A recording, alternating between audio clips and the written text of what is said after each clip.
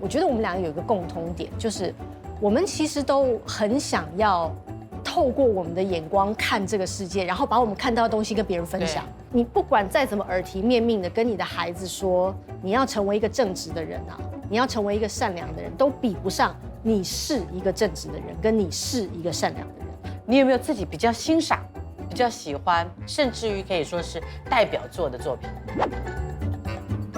我知道很多人怕这个问题。你叫我得罪其他的节目？对不起哈，我知道我也很怕。这样我怎么能相信你是个善良的主持人？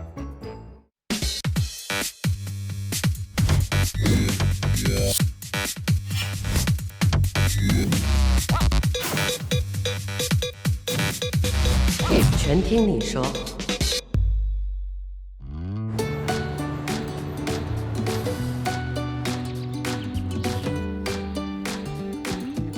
听说你还写了一封遗书，留给你的男朋友。没有留给他啦，不要这样讲。那封遗书是如果真的出了什么事才有用啊，没出事啊，我很好啊。为什么会有这样的概念？因为那个时候我们要去墨西哥拍摄，然后我们导演就一直恐吓我们说：“哎呀，墨西哥很危险呐，我们还要请保镖，保镖还要带着枪啊，什么之类的。”然后就觉得好害怕，好害怕，好害怕。那我男朋友本来就跟我说，就不要去了，有什么节目值得你冒这个险？可是我又觉得你去拍一个美墨边境的纪录片，你不去墨西哥，好像说不过去耶。我觉得那是一个身为你说主持人的 sense 也好，或者是我们对于节目的某种坚持也好，对，使命，对，所以我就想说，那不管怎么样，先写了吧，不用就不用嘛。那写了最好是不要用嘛，对啊。但我必须要跟大家说，就是我觉得写遗书是一个非常好的整理人生的机会。就是你有什么遗憾吗？你有什么想说没有说的话吗？你有什么要分配的吗？如果你有东西是要分配，其实你会仔细检视啊，我还有什么？我没有什么？我想要什么？我觉得那些所有的遗憾、你的想要、你的欲望、你的人生，都在一张小小的纸上体现。所以我现在是不是要问你，你每年在改遗书的啊？我就是那一次写完，认真写完之后就没有再改了，因为钱也没有变多少了。OK， 我觉得现在我就想要谈一谈你的童年，因为我们在荧幕上看到就是一个能说会道、非常朝气蓬勃、阳光的曾宝仪。你是从小到大在读书就是这个样子吗？是吗？我不确定哎，其实我不确定。我能确定的是你读书一直都很好。还可以吧。我不能确定的是，因为你的一句话，我去了民生社区。你说你爱拥抱大树，你看到每一棵树你就想去，它给你什么感觉？大树其实给我一些很稳定的感觉，然后给我很多支持的能量。因为你要想哦，每一棵大树它要长这么大，它其实在这个地方把根扎得很深，它才有可能顶天立地的长这么高。我觉得其实这也跟生而为人是一样的，就是我也希望我是一个扎根扎得很深，然后能够顶天立地的得到地球的祝福也好，得到地球的力量也好，然后再开枝散叶的向外扩张出去，也成为支持别人的力量。大树会让我觉得 everything's gonna be okay。所以当有心事、有烦恼、有苦恼的时候，望天看一下大树，靠一下大树，你的心就会安宁了下来。我是。现在我也会必须要去谈一下你的童年，就是大家会比较不大了解的，就是你是出生在香港，对，但是在台湾成长，对，可不可以大概让理清一下，这是一个怎么样的一个关系？关系？对，为什么会？对于婴儿来说，他没有什么选择，就是对，为什么会被送过来这边？没有送过来，就是我爷爷奶奶要搬来台湾，然后我父母分开了，所以我就跟我爷爷奶奶一起过来台湾。是，对不起啊，爷爷奶奶就是曾志伟的爸爸妈妈、爷爷奶奶。所以在几岁的时候你就3岁，把你送过来是因为他们离婚吗？对，没有送过来，就是我爷爷奶奶要移民来台湾啊，然后因为他们离婚了，所以我就跟着我爷爷奶奶，他们就照顾我跟我妹妹嘛。那他们要搬来台湾，那我当然就跟着搬来台湾。妈妈留在香港那个时候，妈妈是台湾人，妈妈是台湾人，但是她留在香港，所以爸妈的留在香港，跟爷爷奶奶、妹妹移民过来这里。对。然后在这边所以就等于是爷爷奶奶带大你们两姐妹的。在这边的生活，你到几岁的这个中间多久才聚一次面？跟谁？爸妈？不一定吧。很少吗？不多。都是你爷爷奶奶带你去见他们，还是他们来？他们也会来。他们也会来。对。你到几岁的时候才知道他们是离婚？应该懂事的时候就知道了吧？大概，懂事大概就是5、6岁吧。那时候会对。你知道我常说一句话，就是，我觉得我运气相对好。我可能懂事的时候，我就已经是处在这样子的一个环境里面，所以我并没有那种我得到了什么，所以我失去了什么那种失落感。我懂事，我就是接受这样的一个状况。所以我没有太大的，你说怨恨也好啊，或者是觉得，这个社会对我好不公平哦，为什么没有？可是，在台湾我是在小时候我在台湾接受教育的，跟你大概都是差不多同一梯的，就一定父亲节、母亲节就是要叫他们画画像，然后折康乃馨，然后写我的爸爸，写我的妈妈，凡碰到这样的一个阶段的时候，在你的童年，他有没有让你造成困扰？应该是说，因为父亲节幸好1年只有1天，母亲节也是幸好1年只有1天，所以呢，通常也只有在这个时候，我会被提醒说，对，好像你要做一点什么事情哦。那当然，我觉得年纪轻轻会有自己的应对方法，比方说小时候就会幻想，比方写我的父亲的时候，我就会幻想可能是什么。然后呢，再大一点点呢，可能会比方说把我对我爷爷形象的认识套用在作文里面。那你说康乃馨，因为我也是做康乃馨送给我奶奶啊，我也是会做康乃馨送给我姨妈啊，对，她也照顾我啊。会想爸爸妈妈吗？父亲母亲节会想吧？对他们的感情深吗？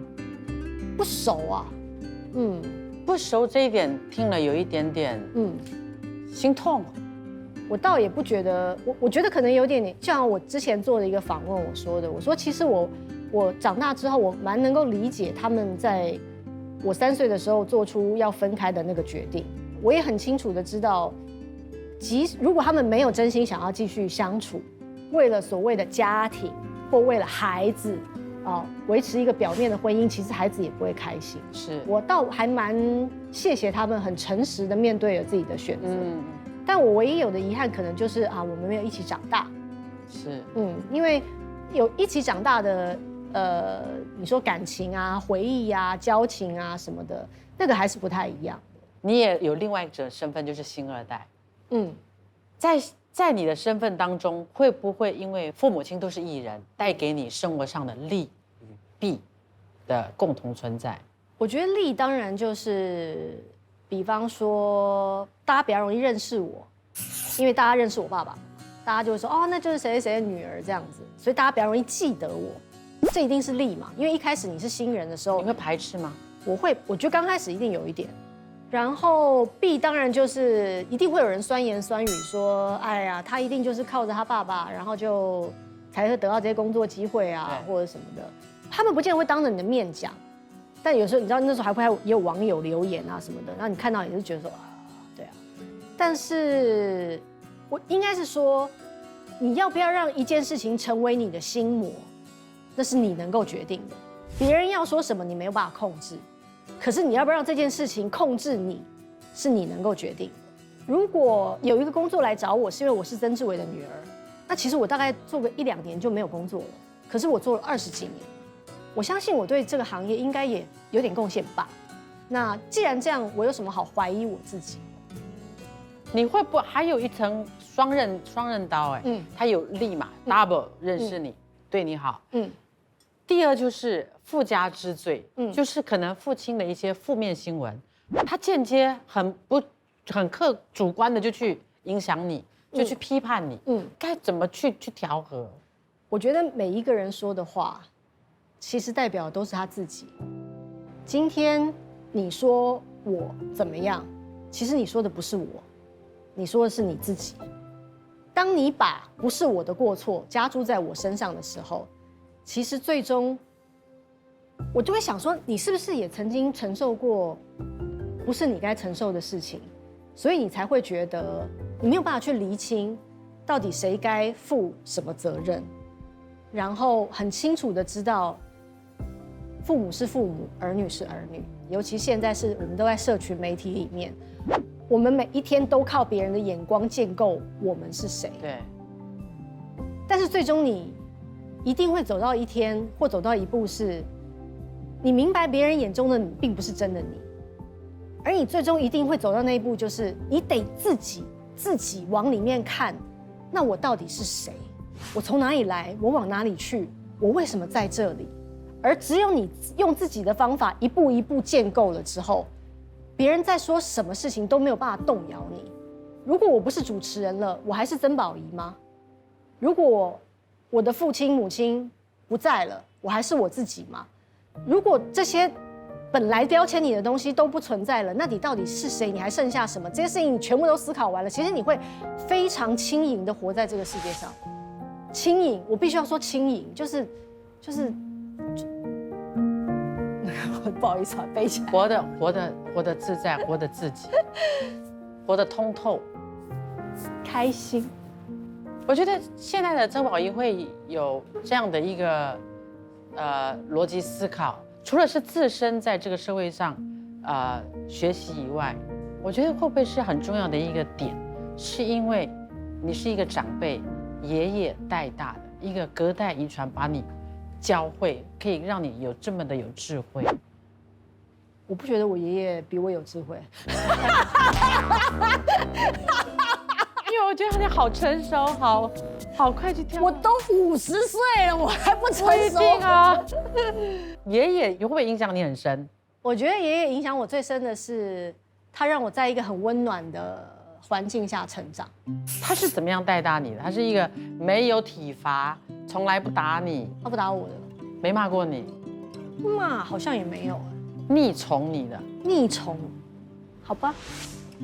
跟爷爷的生活形式模式是怎么样的？可以比方。其实真的是很生活。我觉得我爷爷奶奶教会我很多规矩，传统的规矩，恰巧还是很严格的，超严格的。那对于读书这方面呢，他们是他们没有要求你的成绩好不好，但他们觉得你的规矩要好。你知道我们家最严格是什么吗？拿筷子。如果筷子啊，你看，如果筷子我这样拿，哎，不是，哇塞，骂死了，那餐饭就不用吃了。讲典故，讲典故。你讲典故。OK， 我们拿筷子这样拿。对，如果你这样子夹啊，就是以前的人在以前的习俗，人要盖棺之前会留一个缝，然后你要夹最后一口菜给他吃，然后才出来。哇，你真是老人家，你怎么会知道这件事？真老。真不是因为我爷爷奶奶只说不能这样拿，不吉利，所以他不会把典故告诉我。最后一口饭，他不会把典故告诉我，他只说不能这样。不吉利，不吉利。对，然后筷子要拿得好，因为他觉得一个人的筷子拿得好不好，就是你的家教好不好，就这么简单。2011年的时候，你的爷爷过世，那个时候对你来讲是一个人生巨大的打击。你因为那一次之后，阅读了很多关于死亡的书本。为什么呢？因为我想知道他去哪里了。你想知道他去哪里？想知道他去哪里。结果你得到的答案是什么？我会希望你去寻找你的答案。你相信什么，他就去了哪里。所以我觉得没有什么标准答案。但我觉得在这一路上的追寻，让我明白死亡不是一件令人恐惧的事情。你不怕死亡了？就我怕死之前很痛苦啦。好，我不敢说我不怕死亡，但它不是一件不可言说的，然后让人排斥恐惧的事情。在爷爷的有生之年，你跟他之间有些什么遗憾吗？我一直很遗憾没有带他去看世界杯。我记得我忘记是哪一年了，就是世界杯在日本、韩国举行，那已经是离我们最近的地方了。我没有带他去，因为那时候我没有钱，那时候我才刚出道，没有什么钱。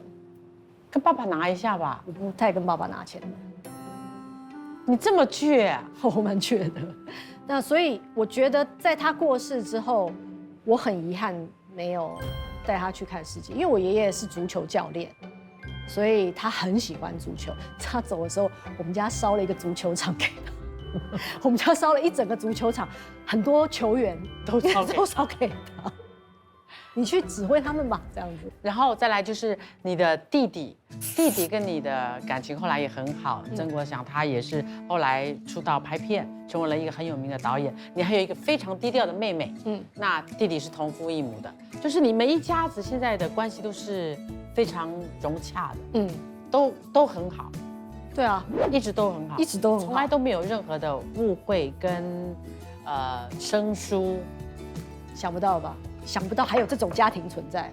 OK， 我们家的人的感情真的非常好。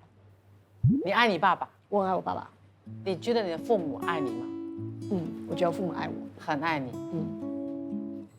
他们对你的爱展现在哪里？把我生下来啊。就这样。你还要怎么样？我怎么觉得这一句话不大对？我觉得你的问题才不大对。把你生下来是由不得谁的，但是他应该要给你更多。唉，孩子啊，通常人的不快乐都是来自于你觉得你应该得到更多。从妈妈身上得到更多可以吗？我觉得他已经尽力了。他的尽力是你看到的尽力，还是别的妈妈可能可以更多的尽力？你为什么要跟别的妈妈比较呢？你是不是活得压力太大了？你是不是也常常跟别的妈妈比较，觉得自己做得不够好？包括爸爸，他好像在你的童年是，他缺课。他有来我的毕业典礼啊？是你特地请他来的？哦，我请他来的。来的时候特别蛮开心的啊。你们全世界哇30几万？没有，真的没有。我觉得那天很好笑是。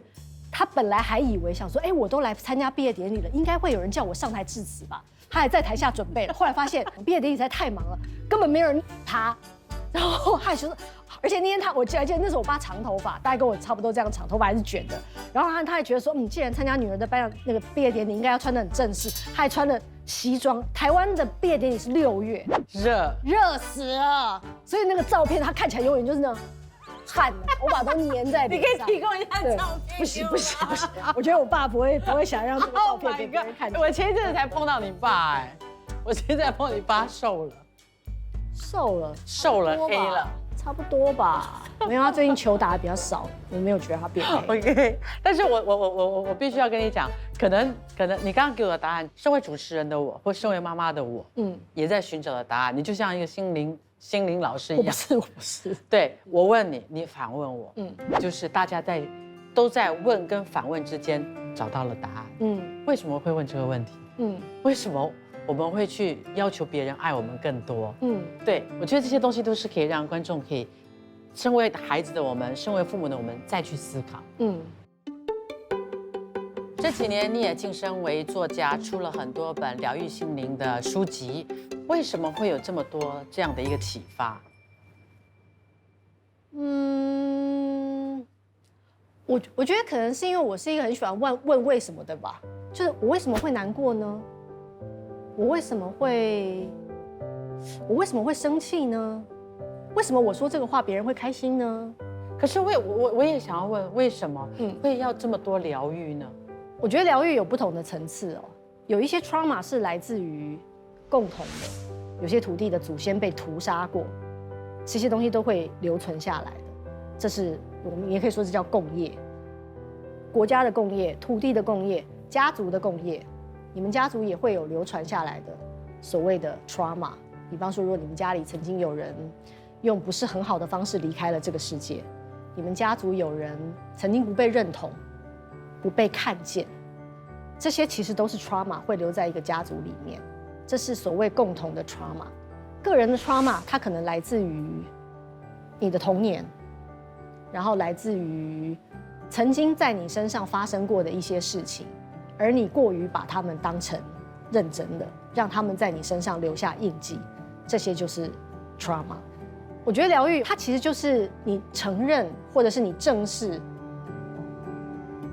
你是谁，你曾经遭遇过什么样的事情，对你接受它，然后放下它的一个过程，对我来说那就是疗愈。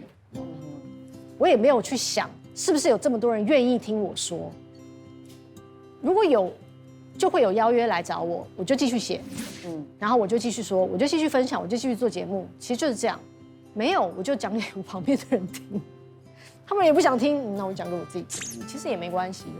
我觉得你一直都是向内自省的一个人。我在你身上得到的就是很多，当你要去质问别人的时候，或者是一件事情发生错误的时候，先内省，先自问为什么会这样。在这一点你点醒了我。哦，但我觉得平衡很重要，因为有些人自省过头了，就变成自责了，我觉得那也没必要。你要得到智慧，你要得到厘清责任的智慧。但如果当责任是你自己该负起的时候，也不要逃避。对，其实就是这样。对，我喜欢你这句话，真的谢谢你。我们也要让观众知道，在适当的时候自省，但是不要过头，会变成自责。哇，我太喜欢这句话了。然后再来就是你的爱情观。哦 ，Q 到爱情观了是吧？你没看那个版？我看到了，我现在看到了，看到了。因为我想到你在看旁边，我想说应该是要 Q 下一个主题了吧？前面聊的差不多了 ，OK。爱情观本来早该提的，但是因为我们太顺了，因为所以我觉得爱情观我不想把它变成很大一个画面，因为你也都保持得很低调。然后爱情长跑18年，是曾经的男朋友，分手过后后来再复合，这个是难得的缘分。应该是缘分很深才会这样吧？怎么样在这18年里头还是甜蜜的？其实我不能讲太多，要不然他会不高兴。OK， 因为他是一个比较低调的人，他不太喜欢我在就公开的场合。好，那我们就说你自己的观感。听说你没有想要结婚的冲动，还是有？我觉得结婚这件事，我没有，应该说我从来没有说我不结婚，只是我现在不知道为什么我现在就要去结婚。就我为什么现在要去结婚？所以你觉得结婚是真的就是一种冲动，需要现在的你？我觉得有必要，我就会去做。必要是为了，比方说如果你要移民了，这就是必要嘛，因为有法律嘛，就你要分财产了哦，这是必要了。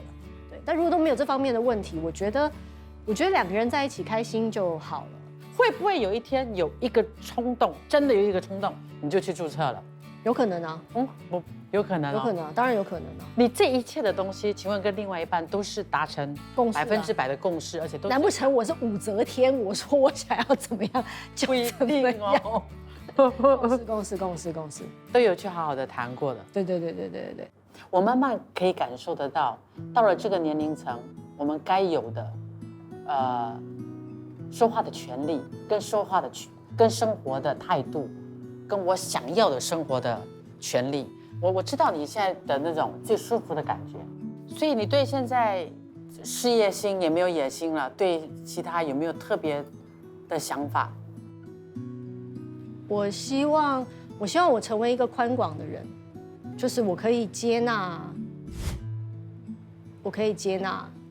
所有的发生。在事业的这个领域上，有没有希望得到奖项的认可？我觉得会是我的就会是我的，因为我已经得过了。然后我想要做一点不一样的事情，比如说，我不知道，就是因为我不知道它才好玩啊。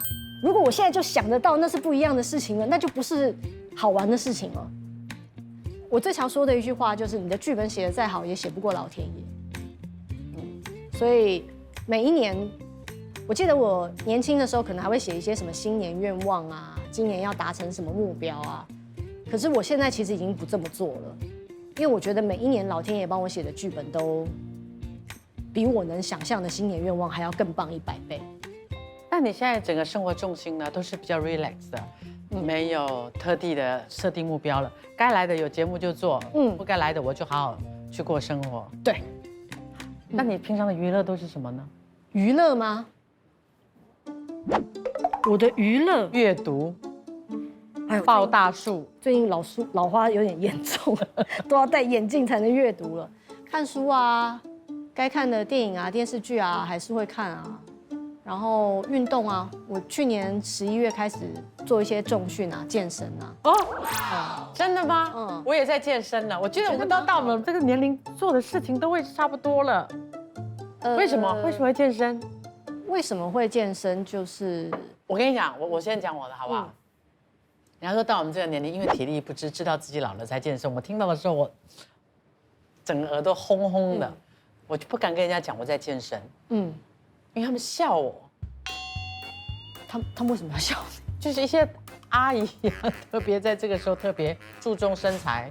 年轻人就才不会去注重这些东西。也对了，我年轻时候也不注重这些东西。现在就想要把他自己这边练紧一点，臀提一点，背结实一点。我其实只是希望我的肌肉耐力能够更好一点。附加价值的确是穿衣服变好看，然后可是我真正想要做的是，我想要更认识我的身体。比方说，我健身之后才发现，哇，原来有一些肌肉我根本不知道可以用它。因为的确有一些动作是你就是要发尽全部的力量，大小的全部你才能够上去，或是你才能够举得起来。然后等它酸的时候，你就发现说，天哪，原来这里还有一块肌肉可以用。平常你都干嘛去啦的那种感觉。我想要更认识我的身体，想要跟我的身体有更多的连结。我都跟他相处了这么多年了，我怎么会这么不认识他呢？其实我主要是也想要做这个，然后还有一个主要原因是因为我的堂弟刚生了小孩，然后我想要抱小孩抱久一点，我不想要成为一个姑姑，是抱了2分钟就说好重哦，就 pass 给别人。我想要抱小孩抱久一点。OK，所以我觉得既然这样的话呢，我们是以你的个性大概对你资料的一些了解之后，我们不可能送你一个健身器材，所以我们这边是一个小小的绿蛋糕吗？不是，绿蛋糕我们也会过期。你看我们第几天已经来这边几天了？你就应该一下飞机的第1集就应该录我。你有时间给我妈妈？没有，对呀。你大概看一下，还有礼物，怎么那么好？大概因为我不知道，这个是韩国作家所做的一本。哇，是跟树有关系的，选的不错哦，不错，非常有中我，这个有中我，这个有中我，这有中我。OK 打开里面，这边是我们特地写，在这里看到了，写给你的。我觉得很浪漫。将岁月的箴言藏于一枚叶中，风起时自有答案，全听你说。谢谢，感谢，谢谢宝仪，谢谢。这个也有一点点那个班丹的叶味道，真的，它不是有一点班丹。不是，绿蛋糕好吃在那个松软潮湿的感觉，真的新鲜。什么叫新鲜的蛋糕？我觉得绿蛋糕教会我什么叫新鲜的蛋糕。我希望下次我还有机会带来给你绿蛋糕。只要我们这一次感情收紧。你说为了绿蛋糕，我还要跟你感情收？你干嘛不自己去买就好了？我真的。你也可以上 Millicent 免费随心选听，全听你说。